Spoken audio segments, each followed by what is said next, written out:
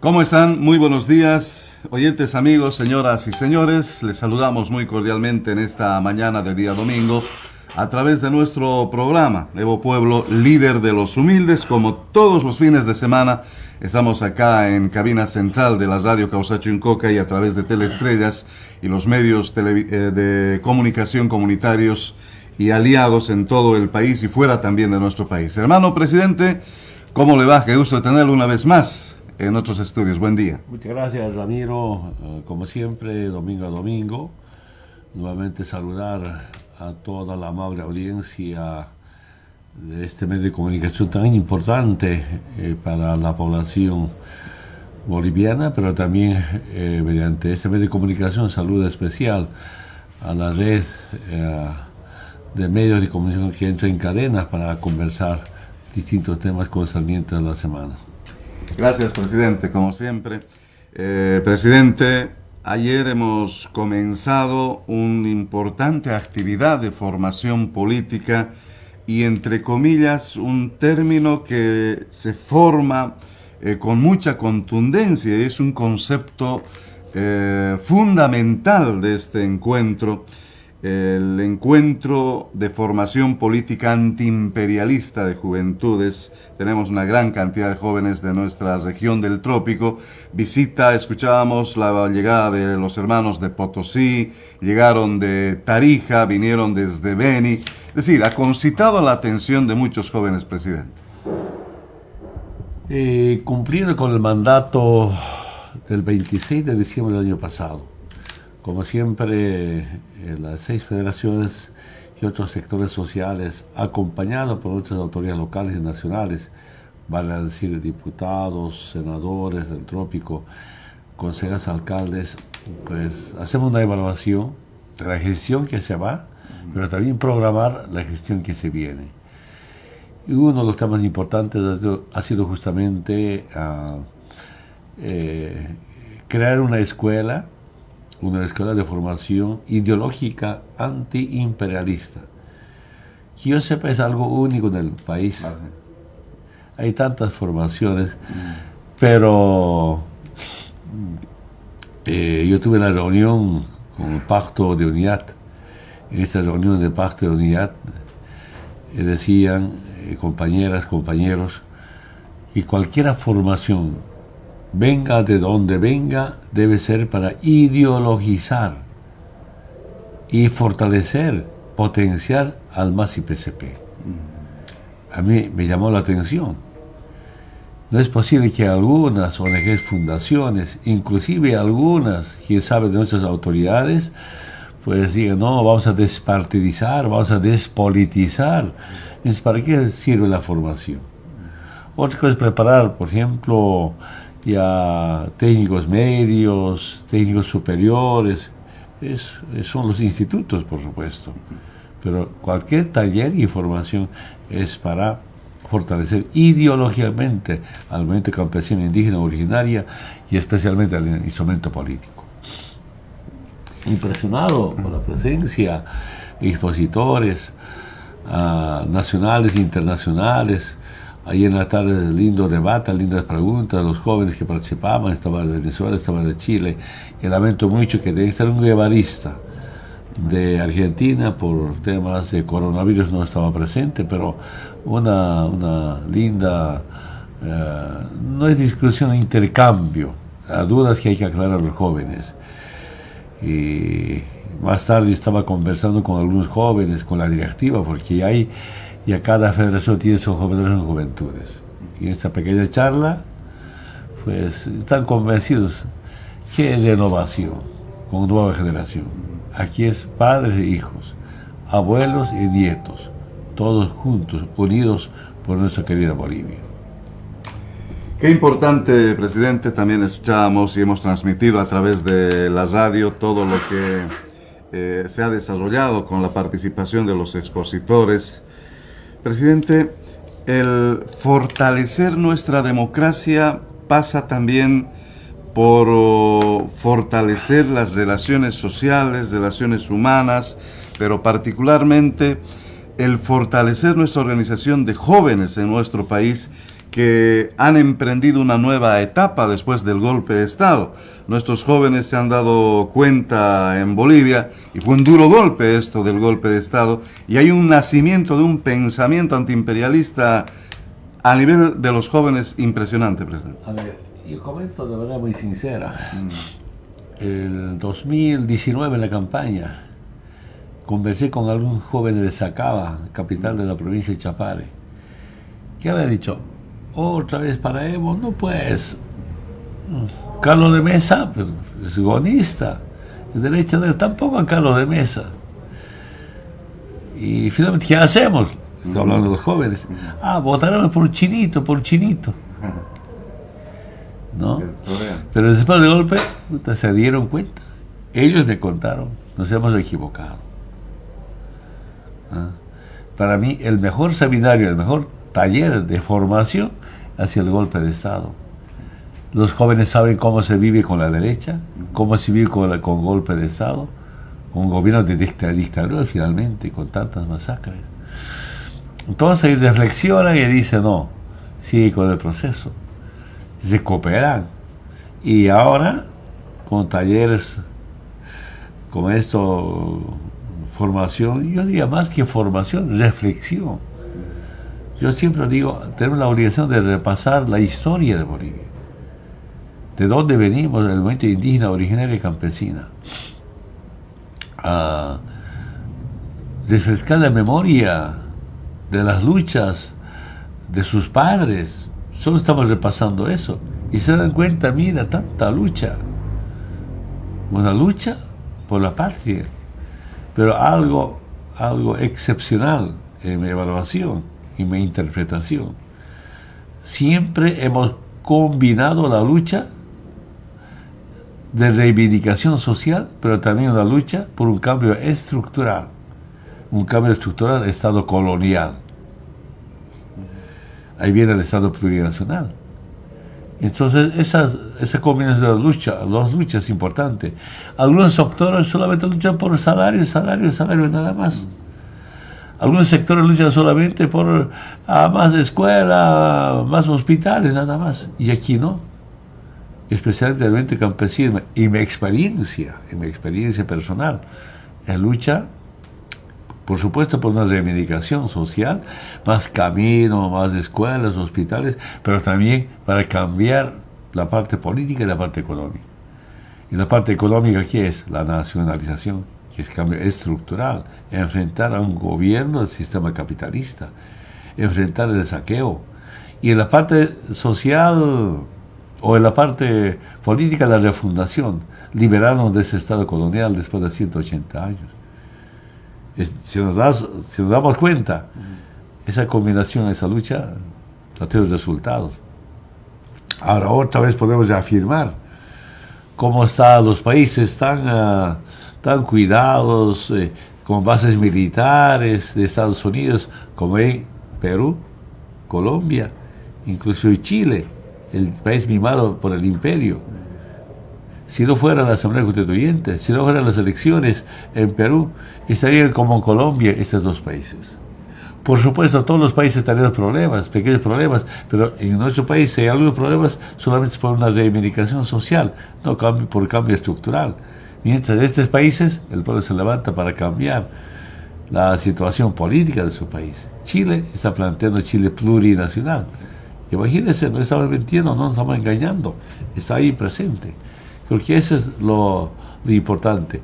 Y ahora tenemos la obligación de cómo comentar, cómo refrescar la memoria, cómo debatir con los jóvenes. Y los jóvenes se dan cuenta, sí.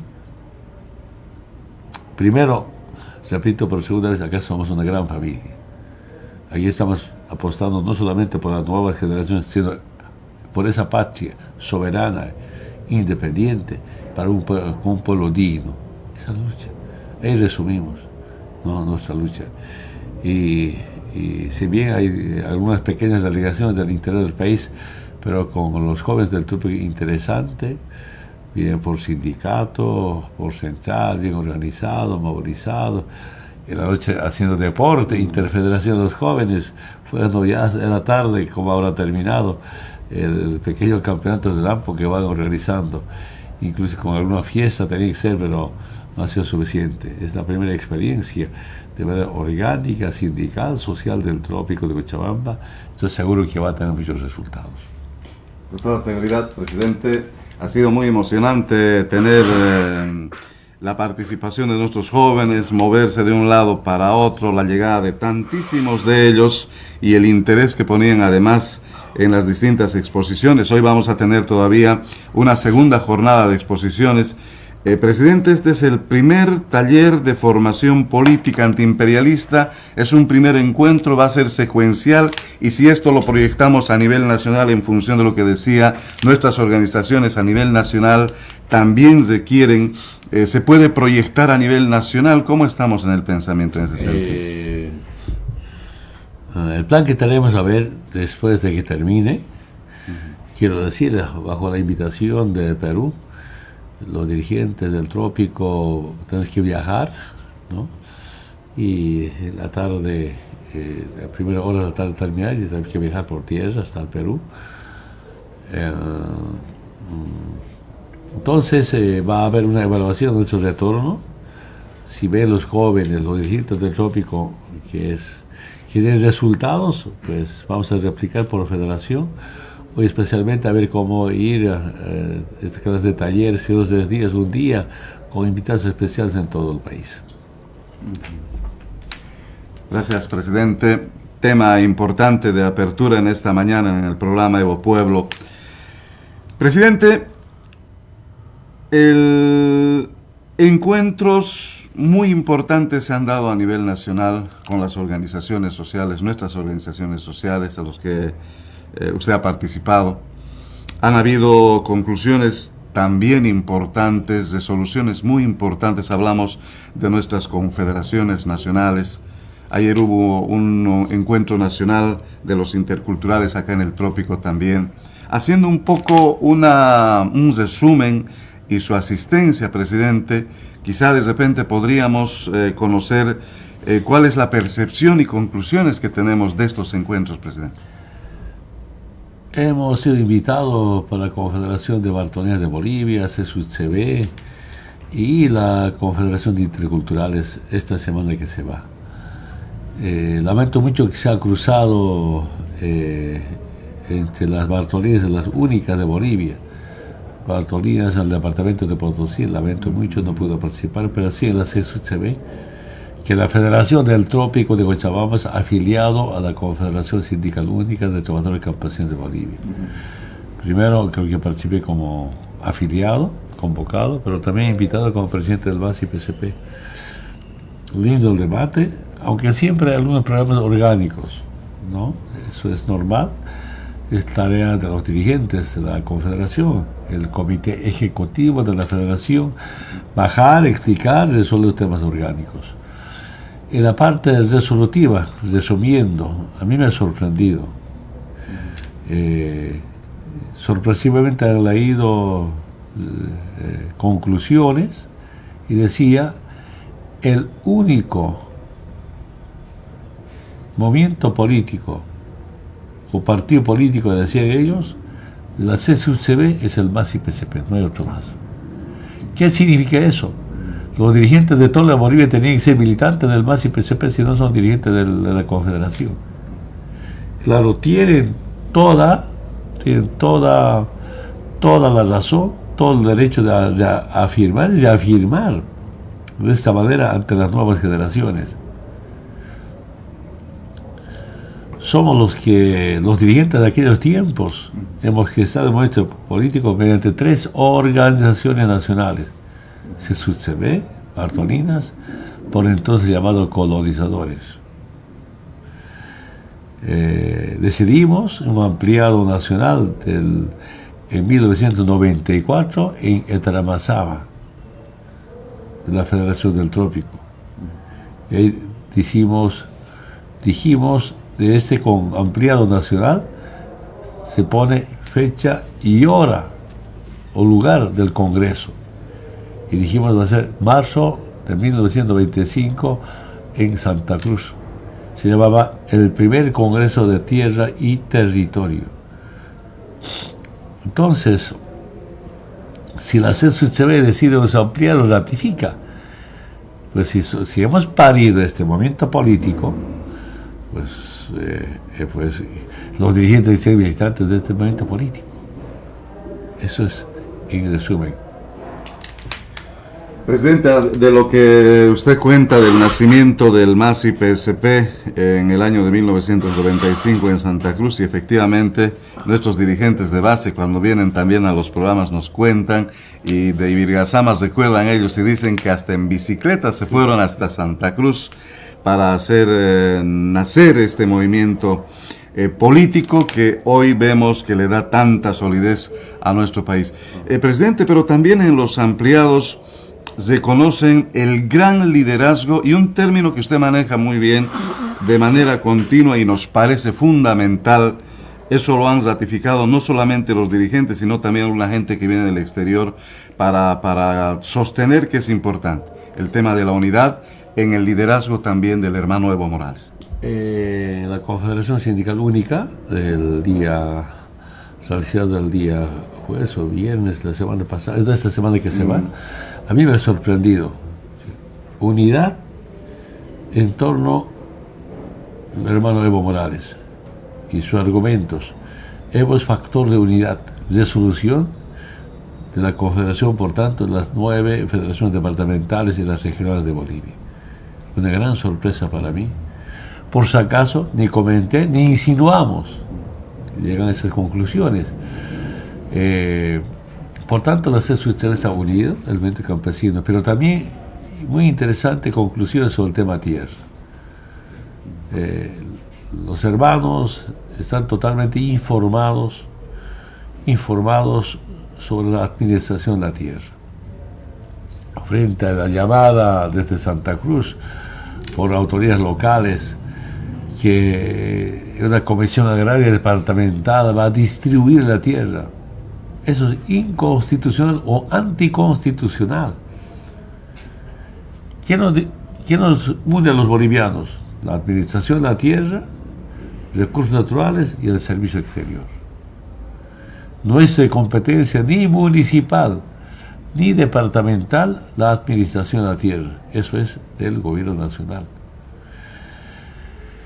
Entonces, esa posición bien definida. Y segundo, han pedido todas las tierras adjudicadas durante el gobierno de la dictadura, Áñez y compañía, deben ser revertidas. En la gestión del hermano Lucho Arce, presidente, ya empezaron, y al acompañar esa reversión se van a recuperar esas tierras. Un año y menos de un año, es semanas, meses, se adueñaron de miles de hectáreas. Pero también salió un nuevo planteamiento, hacer una cumbre de tierra. ¿Para qué? Sobre todo para revisar la FES. ¿Qué es la FES? Función económica social. Por constitución y por referéndum, máximo debe tener 5.000 hectáreas. Cada tiempo se tiene que revisar esas 5.000 hectáreas están prestando una función social económica. Si no están sembrando, los que tienen 5.000 hectáreas, eso pasa al Estado.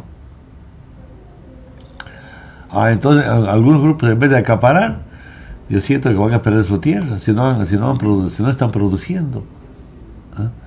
Esa está en agenda. Y gracias a la inteligencia del movimiento campesino, con afiliados a la Confederación Sindical Única de Trabajadores Campesinos de Bolivia.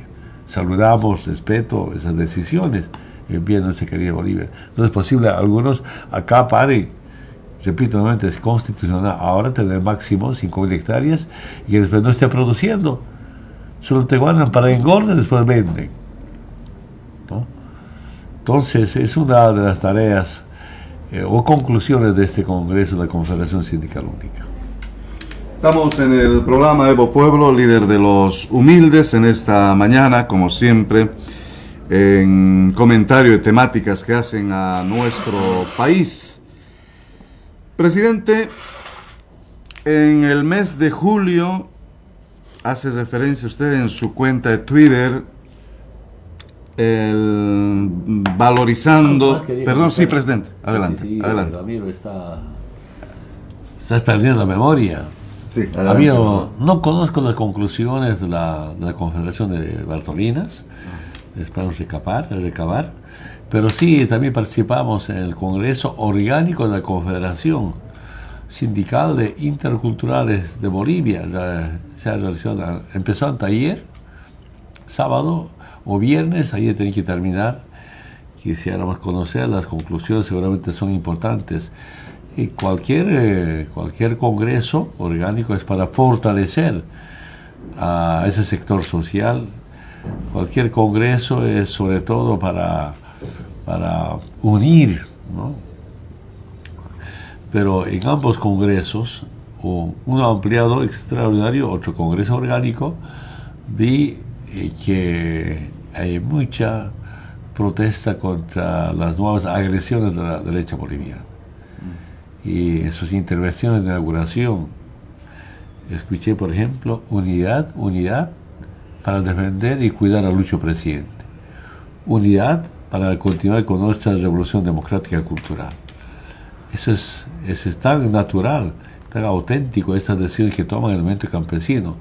Estoy seguro que es lo mismo de las Bartolinas de Bolivia, porque somos una gran familia, una familia que cuida la patria, que defiende la patria, que cuida nuestra soberanía, nuestra independencia, una familia que también lucha por nuestra dignidad o defiende nuestra dignidad que hemos logrado gracias a la unidad del pueblo boliviano. Entonces son algunas conclusiones. Sería importante más tarde tener las conclusiones interculturales que ayer en la tarde o en la noche terminó. Yo traté de comunicarme, pero no ha sido difícil para saber cuáles eran las conclusiones. Saludo la conducción del compañero Esteban Alavi, una buena conducción, buenas reflexiones para bien del sector realmente campesino originario. Presidente, a propósito de ello, si me permite un breve comentario para de repente estirar un poco el análisis. La unidad de las organizaciones sociales se manifiesta, presidente, después de muchísimos intentos e incluso en algún momento a través de algunos medios de comunicación de sostener de que las organizaciones se estaban debilitando, que por tanto el movimiento al socialismo se estaba debilitando, se estaba dividiendo.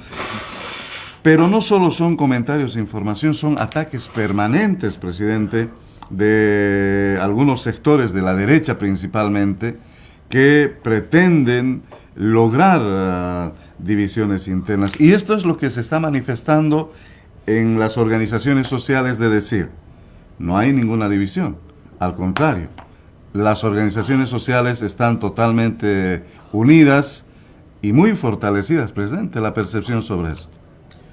Sí, estaba conversando con muchos sectores. Aquí a la OCA vienen muchos sectores sociales. Solo nos llegaron hasta ahora de Pando, después de los 8 departamentos, reuniones permanentes, todos expresan unidad. La mejor forma de defender nuestra dignidad, nuestra identidad, pero defender también al Estado plurinacional. Después de que hicimos tanta historia, ahora que nuestras políticas, en temas políticos y en temas económicos, están siendo compartidos por los países vecinos, por los países latinoamericanos, ¿por qué no unirnos más y seguir dando otros pasos importantes para la reflexión de toda la humanidad? Entonces, es interesante. Yo tengo muchas citas con mineros, casi con todos los sectores. Ahorita estaba visitando la Confederación de Bandas de Bolivia. A veces no hay tiempo para recibir, pero vamos a reunirnos también con ellos. Entonces, es cuestión de ir a visitar por sector, por región, para bien de nuestro proceso de cambio. ¿Va a continuar en esta tarea, presidente? En todo caso, nuestra obligación, por mandato de las bases, por mandato de muchos sectores, unirnos. Esa es una responsabilidad, una tarea, una misión tenemos los dirigentes. Qué bueno saber, presidente, porque mucha gente valora muchísimo eso. Finalmente se consolida que el factor de unidad es Evo Morales, y esto lo han dicho una y muchísimas veces en nuestras organizaciones sociales. Permítame cambiarle el tema, presidente. Decía, hemos apreciado en el grupo de Twitter La creación del Grupo Puebla, presidente, en julio de 2019 destaca con importantes personalidades de izquierda, pero lo fundamental es en defensa de los derechos a la democracia frente a los golpes y a la guerra judicial que generan también salidas o han generado salidas de gobiernos progresistas, presidente. El Grupo Puebla se ha constituido en el defensor en los últimos años. Interesante, distintos grupos en defensa de la democracia, en defensa de los derechos colectivos. Acá, por ejemplo, tenemos una profunda diferencia con muchas constituciones políticas de estados de Europa frente a nuestra constitución política de Bolivia. Europa proclama la defensa de los derechos humanos, pero no hablan de los derechos colectivos. Y nosotros defendemos los derechos colectivos, derechos de la madre tierra, los derechos de la gente humilde. Yo tengo información, no sé si será en muchas, pero en algunas universidades nuestra constitución está en un debate, estudio permanente. Y algunos presidentes aquí me decían de manera muy directa: Evo, la constitución de ustedes es muy avanzada sobre los derechos sociales. Pero cuando avanzamos en los derechos colectivos, en los derechos sociales, profundizamos las conquistas sociales, vienen ahí los golpes judiciales, los golpes congresales, como también golpes militares, hasta golpe militar cívico policial, como en Bolivia.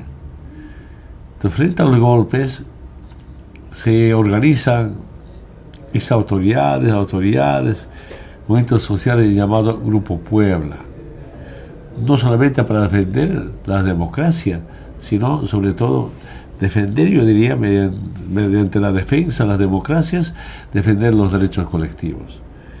Entonces es un espacio para debatir, y hay otros grupos también que se organizan, que para garantizar las elecciones del año pasado estaban en contacto permanente, reunión virtual, permanente, semanal, inclusive para informar los detalles. Y la participación de estos grupos de autoridades han permitido garantizar las elecciones del año pasado. Claro. Y en este contexto, presidente, algo que continúa llamando la atención de nuestro país y fuera también de nuestro país ha sido definitivamente los golpes de Estado que se han estado dando en nuestro país. Hemos tenido un golpe de Estado en el año 2019 y aparentemente se estaba fundamentando, se estaba creando, estaban intentando hacer un nuevo golpe de Estado para no permitir el ingreso del hermano Lucho Arce después de las elecciones.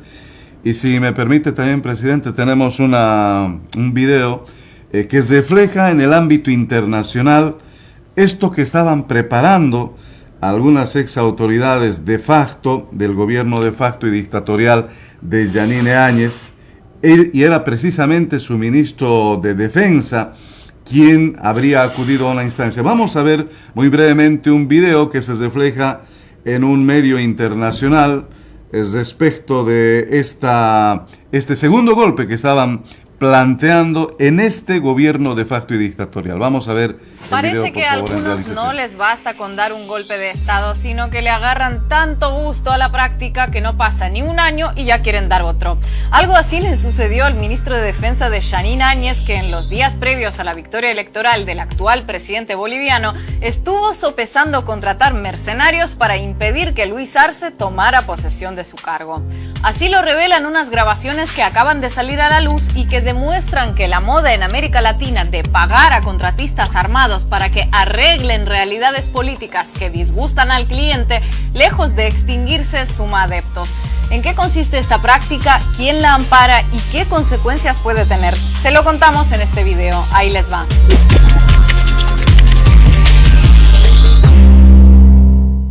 Un extenso reporte del portal The Intercept, respaldado por la grabación de varias llamadas telefónicas y el acceso a una serie de emails, detalla cómo en los días en que Luis Arce fue elegido presidente de Bolivia, el ala militar del ejecutivo de Jeanine Áñez buscó dar un golpe de Estado, u otro, según gustos.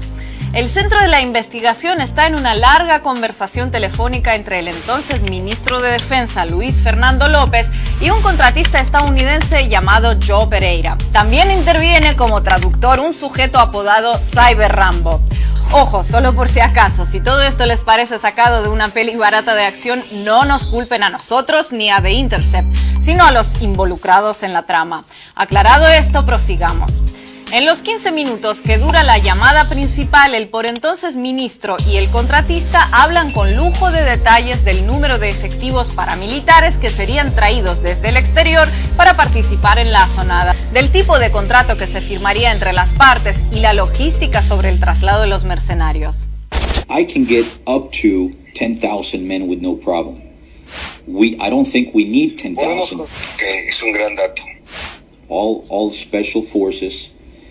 I can also bring about 350 what we call LEPs, law enforcement professionals, to guide the police. En la conversación telefónica, el contratista estadounidense se esfuerza en aclarar que el hecho de que las fuerzas militares fueran a embarcar en aviones desde Miami no implicaba de ninguna manera que Washington fuera a estar involucrado. Faltaría más. La manera en la que esto funciona, señor ministro, va a ser recoger a estas tropas de manera como si ellos fueran contratistas privados, bajo ninguna representación del Estado americano. Los vamos a poner en contratos para compañías que ya están trabajando en Bolivia. Son compañías que van a disfrazar el contrato con el personal militar. Excelente. Sin embargo, cuesta bastante imaginar cómo una operación de semejante calibre y complejidad podría llevarse a cabo sin el visto bueno de las autoridades estadounidenses, al menos por omisión. ¿Aló? ¿Aduana Central? Mire, lo llamo de pista 3. Es que resulta que están preparando un embarque aquí y no sé, me huele algo raro. Para empezar, son varios aviones militares. Y piensan subir bastantes personas en ellos. Un montón. Siguen llegando buses cargados de gente. Sí, déjeme reviso la lista de pasajeros y le digo exactamente. Abbott, Peter, Adam, Steven, Allen, Chris, Anderson, Orlando, Andrews, James. No todos se apellidan empezando por A, pero es que la lista es en orden alfabético.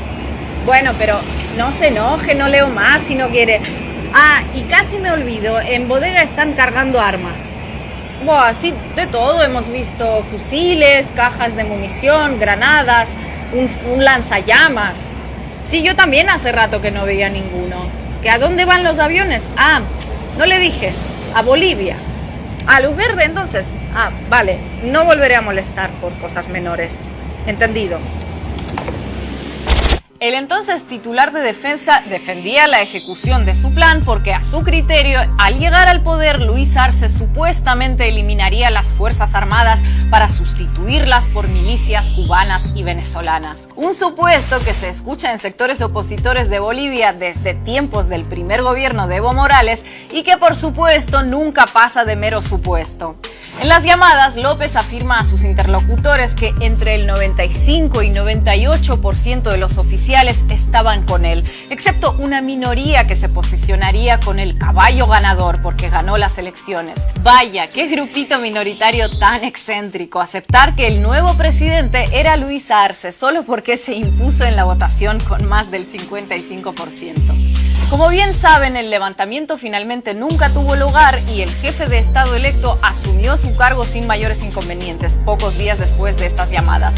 ¿Qué pudo ocurrir entonces para que se frustrara el plan concebido por el ministro López y Joe Pereira con la mediación de Cyber Rambo? Desde luego no tuvo nada que ver ningún súbito despertar democrático de la conciencia en el que los conspiradores cayeron en cuenta de que el pueblo boliviano se había expresado en las urnas y había que respetarlo. Nada que ver.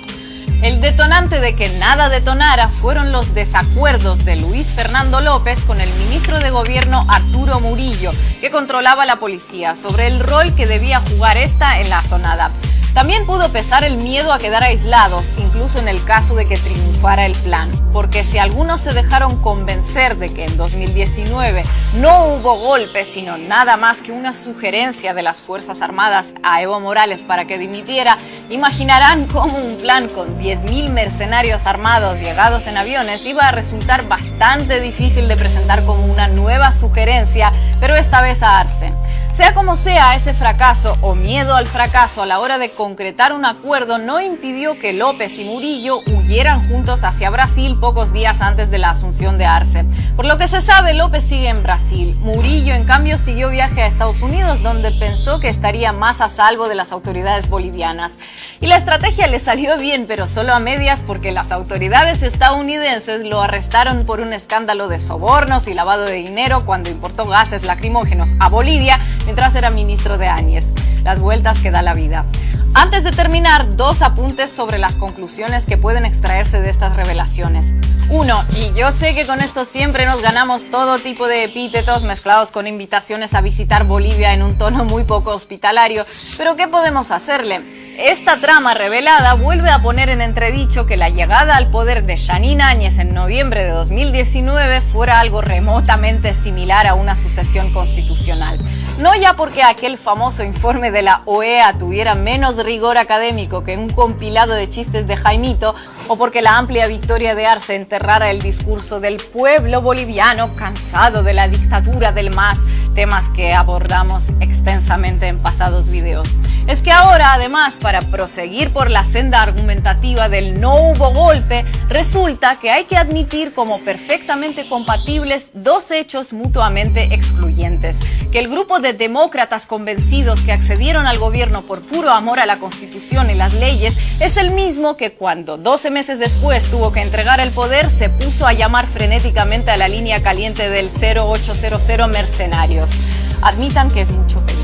2, y tal vez más importante, que esto podría ser indicio de una nueva tendencia regional, ya que el frustrado intento de desembarco de mercenarios armados en Venezuela dejaría de ser un suceso aislado en el presente siglo. Si recuerdan, en mayo de 2020, un grupo de hombres armados entró ilegalmente en Venezuela con el objetivo de iniciar una insurrección armada en el país. La intentona fracasó y la gran mayoría de sus integrantes terminó preso o muerto al enfrentar a los militares venezolanos. Aunque como en todo fracaso que se precie, nadie quiso admitir tener algo que ver con él, también surgieron audios que comprometían directamente a líderes de la oposición venezolana. El parecido entre aquella operación Gedeón en Venezuela y el frustrado plan ahora revelado en Bolivia sobresale hasta en las llamadas. Para el momento en el que los 130 aterricen en Miami, los contratos van a estar escritos y firmados. I think we're ready to sign. You have the contract in your hands, yeah. And the thing that we have to do is sign. We can absolutely do this with no problem. And I think that we'll be ready to start the whole thing.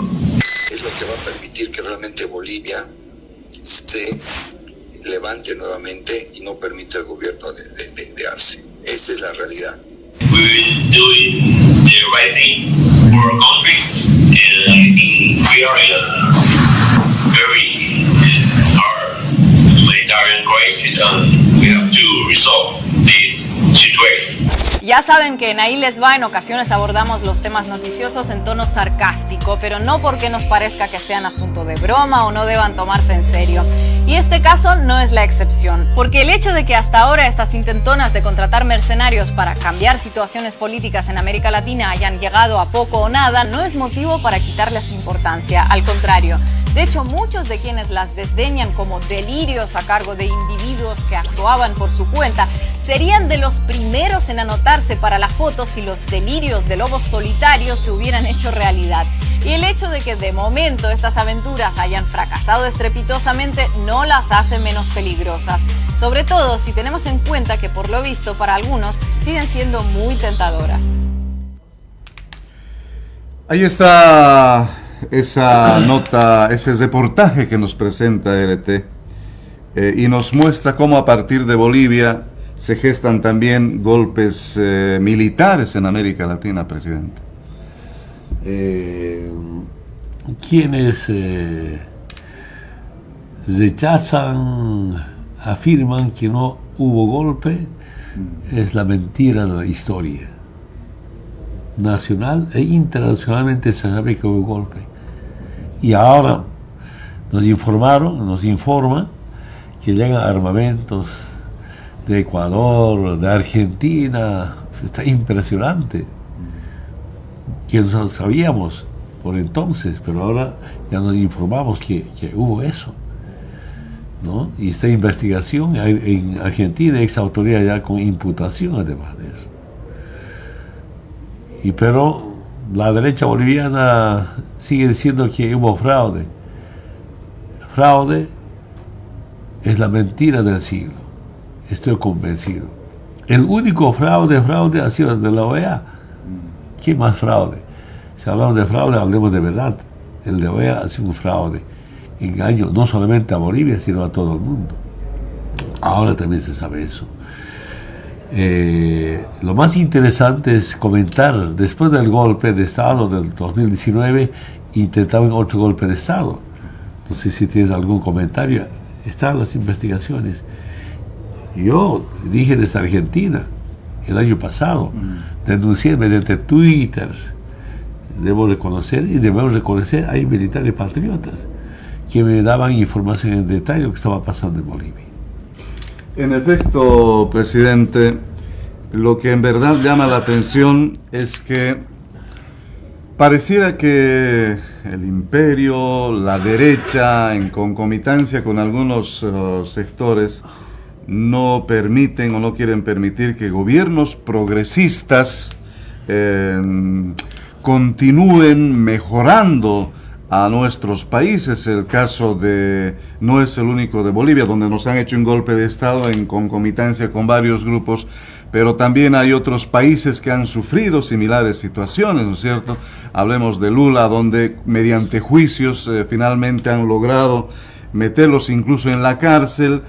Pasó algo muy parecido en Paraguay, en la primera gestión de Lugo. Es decir, cuando hay un gobierno progresista, presidente, inmediatamente se levantan, hay reacciones de parte de quienes son interesados de la derecha particularmente, pero de quienes gobiernan el mundo, el imperio norteamericano. Y yo no sé si gobierna el mundo. Hay rebelión permanente. Claro. A ver, Venezuela ha derrotado un golpe de Estado, Hugo Chávez. Muchas veces. Cuba nuevamente ha derrotado una agresión del imperio usando los redes a su pueblo. Y hay países liberados, no solamente en América Latina, sino también en otras partes del mundo. No es casual que China, Rusia se hace respetar. Afirmar que Estados Unidos gobierna el mundo, no comparto contigo, Ramiro, ¿no? Más bien esas políticas que vienen de Estados Unidos, antes la llamada Guerra Fría, la guerra contra el terrorismo, la guerra contra el narcotráfico, son falsas guerras, van fracasando. La semana pasada me llaman un medio de comunicación, me dice, ¿qué piensas sobre la elección de Pedro Castillo en Perú? Yo solo dije, un terrorista más presidente. ¿Por qué digo eso? Porque para el capitalismo, para el imperialismo, los movimientos sociales somos terroristas. Y además Pedro Castillo viene de la lucha del magisterio rural, un dirigente sindical. De la lucha sindical a la lucha electoral, ahora es el presidente. Entonces, en vano las luchas. Hablemos de la Guerra Fría. Estados Unidos hizo expulsar mediante la OEA a Cuba porque son comunistas. Yo me acuerdo siempre cuando participé en la primera cumbre del jefe de Estado de América, donde estaba Obama. Yo me presenté, soy comunista, soy socialista, ahora expúlsenme de la OEA. No me expulsan, ¿no? Pero es importante hacer estas profundas reflexiones. Y ahí, claro, inventan guerra o golpe judicial, golpe congresal. Eso debe ser para una profunda reflexión. Países en pos de la liberación, es importante tomar en cuenta cómo tener el control de los poderes internos para la liberación de su país. ¿En qué consiste la lucha? La liberación de nuestro país en lo político, fundamentalmente en lo económico. Si somos anticapitalistas, es decir, queremos que el capitalismo no vuelva a saquear nuestros recursos naturales, y que tiene que ver una redistribución de la riqueza con los movimientos sociales, con la gente humilde especialmente. Largo sería comentarles, pero en el fondo, pues, estas políticas de Estados Unidos solo causan rebelión, sublevación y por tanto emancipación de los pueblos.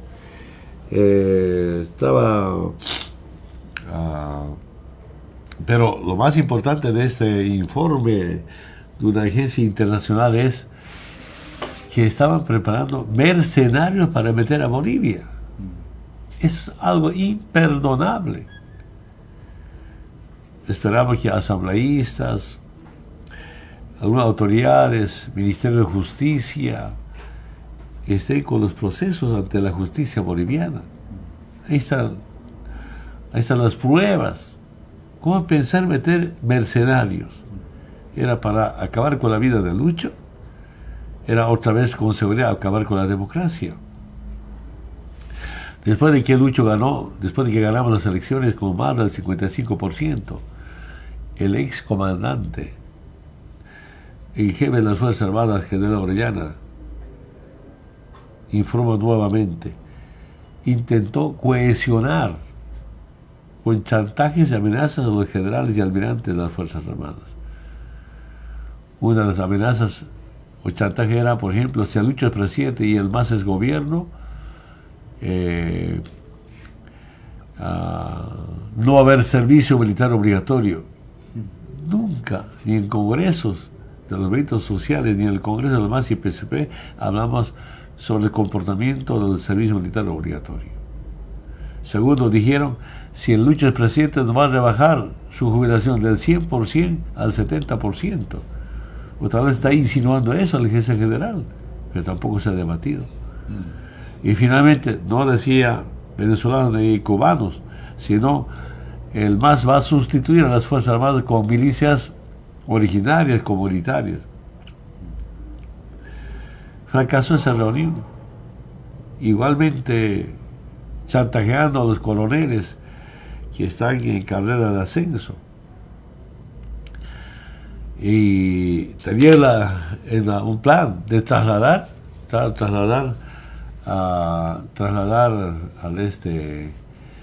a Sanandita una fuerza especial con asiento en Yacuiba, junto a F-10, a La Paz, el último juez a la posesión del hermano Lucho presidente. Me acuerdo en detalle. En la tarde algún oficial me dice, no, se ha suspendido. El día viernes, ¿qué me dice? El día viernes me dice, desde Sanandita, que estamos en estado de alerta. Y el sábado me dice, ya estamos en Franco. Como está en Franco, yo dije, al día siguiente, domingo, va a haber posesión, como hubo posesión de Lucho presidente. Bien, recordemos ese segundo golpe fracasado por el primer golpe, gracias a la conciencia del pueblo, a un año recuperamos la democracia. El segundo golpe fracasó rotundamente, porque no pudieron implementar este golpe de Estado. Ya viene la posesión. Y ahora, antes de su posesión, después que ganamos con más del 50%, ex ministro de Defensa pidiendo la intervención de mercenarios de Estados Unidos. Está. No es que dice sino dice la prensa internacional, la investigación. Está su voz del ex ministro negociando. Esa última semana, ante la posesión del Lucho presidente, hay un grupo de cruceros de rodillas en la iglesia pidiendo gobierno militar. Por favor, por eso digo, quienes rechazan que no hubo golpe, es la mentira de la historia. Repito nuevamente, quienes dicen que hubo fraudes, la mentira del siglo. El único fraude, estoy convencido, es de la OEA. ¿Qué otro fraude más? Y quiero decir, esta semana, la próxima semana van a seguir otras informaciones, otras investigaciones como que no hubo fraude, pero sí golpe de Estado. Entonces, que estas reflexiones sirvan para que las nuevas generaciones puedan reflexionar qué quieren. ¿Para qué el golpe de Estado? No solamente contra los movimientos sociales, sino golpe de Estado para sacar nuestros recursos naturales. Desde Argentina dije, el golpe de Estado es para robar al pueblo, se confirma. Pero a nivel internacional para saqueo a nuestros recursos naturales. Entonces, Ramiro, creo tenemos la obligación de recordar estos hechos históricos. Que, repito nuevamente, no solamente estamos tratando de acusar, sino viendo videos de dónde vienen y cómo comentan, cómo saben, investigaciones. Creo que hay 18 investigaciones de universidad, de los periódicos de Estados Unidos sobre el llamado fraude y demuestra que no hubo fraude. Pero también debo aprovechar esta oportunidad. Lamento mucho, algunos de nuestros hermanos dentro del gobierno dicen, y quiero que sepan, es el lenguaje del norte, es el lenguaje del imperio, dice, hablar de golpe es lavar la imagen de Evo. Quiero que sepa la población, estamos informados, hay buenos compañeros. Tú puedes entender que el mismo compañero diga eso, hablar del golpe es lavar la imagen del Evo. Hablar del golpe, castigar a los golpistas, no solamente es para defender la democracia en Bolivia, sino en toda América Latina. Castigar a los responsables nacionales e internacionales sobre el golpe de Estado. Cuando digo internacionales, Almagro es para garantizar la democracia en América Latina y el Caribe. En nuestro Estatuto Constitutivo de UNASUR, ¿qué dice? ¿No? Respeto a los resultados de elecciones. Puede ganar derecha e izquierda, es un derecho. Eso su pueblo decide. Y por ejemplo, me llamaba muy bien con Macri, sabiendo que era derecha, sabiendo que era un instrumento del imperio. Yo me acuerdo siempre de una reunión, no sé si era cumbre del jefe de Estado, o a veces nos reunimos con motivo de la posesión de algún presidente de un país vecino, hermano o latinoamericano. ¿Y qué me dice Macri? ¿No? Evo, ¿cuándo va a ser tu crecimiento económico este año? Creo que yo dije más de 4.5%, no me acuerdo, pero no era 5%. ¿Qué has hecho para que crezca tu economía? Hermano presidente, hay que nacionalizar los recursos naturales. Cuando dije eso ya no me habló nada. ¿Sí? Recuerdo que tenemos. Claro, gracias a la nación hemos crecido. Recordemos, a ver, en la frontera, durante la gestión de Macri, los argentinos, la Clequiac, está al frente de Villazón, Yacuiba al frente, no sé cómo se llama la población, decían, ahorran su platita en peso boliviano y no en peso argentino, frente a la inflación de Argentina. Está mejorando la economía ahora. Como los gobiernos destrozan la economía, que también nos han destrozado, ahora estamos con Lucho Presidente levantando nuestra economía. Esa realidad, por ejemplo, es muy distinto, ¿no? Yo recuerdo hace unos 15 o 20 años atrás en la frontera con Argentina, nuestros hermanos en Yacuiba, por ejemplo, tenían ahorritos en peso argentino, ¿no? Porque era par a par con el dólar en aquellas oportunidades, yo hablo mucho antes de nuestro gobierno. Eso cambió radicalmente, solo para hacer una referencia a lo que decía el hermano presidente. En términos de los gobiernos progresistas, cuando los gobiernos progresistas emergen, están en América Latina, se han visto, siempre hay gobiernos que no permiten, que pretenden que esto no ocurra. El caso de Cuba, por ejemplo, tantos años está sometido a un bloqueo económico, pero que además que Cuba viene en función de lo que va a ser su resistencia. Es decir, habemos muchos países, presidente, que estamos en permanente lucha por el bien de nuestro pueblo y eso es lo que buscamos finalmente, presidente. Es para un debate. Exacto. Algunos presidentes son pues progresistas, populistas, izquierdistas, humanistas, pero los pueblos del mundo necesitan presidentes de gobiernos antiimperialistas y realmente identificados a los enemigos de la vida. Ese es el debate que tiene la humanidad y especialmente los movimientos sociales, ¿no? Y dentro de ese marco, pues, hay que seguir debatiendo en los distintos sectores sociales, hay que debatir con las juventudes, es lo que estamos haciendo acá. ¿No? Yo diría, no es formación, sino debate. Está bien que se diga formación, pero ¿por qué somos antiimperialistas? ¿Ah? Es el debate que tenemos. Entonces, Ramiro, pues es una tarea que tenemos como ex autoridades, dirigentes, autoridades, no solamente son ex autoridades, todos la obligación, si sentimos por la vida, si pensamos en la gente humilde, si pensamos y sentimos por nuestra soberanía, por nuestra independencia, que nuestra lucha siempre ha sido por la dignidad, porque todos tenemos dignidad, y no es posible unos nos humillen a otros. Y en este nuevo siglo empieza el fascismo y el racismo nuevamente. Y con la administración de la tierra en el oriente boliviano quiere volver al feudalismo. ¿Cómo se vive en el feudalismo? Esclavitud, familias cautivas, sin derecho a nada. Seres humanos, como aquellos animales considerados como animales, como bestias. Es el problema que tenemos. Presidente, le agradecemos como siempre, como todos los domingos, su presencia.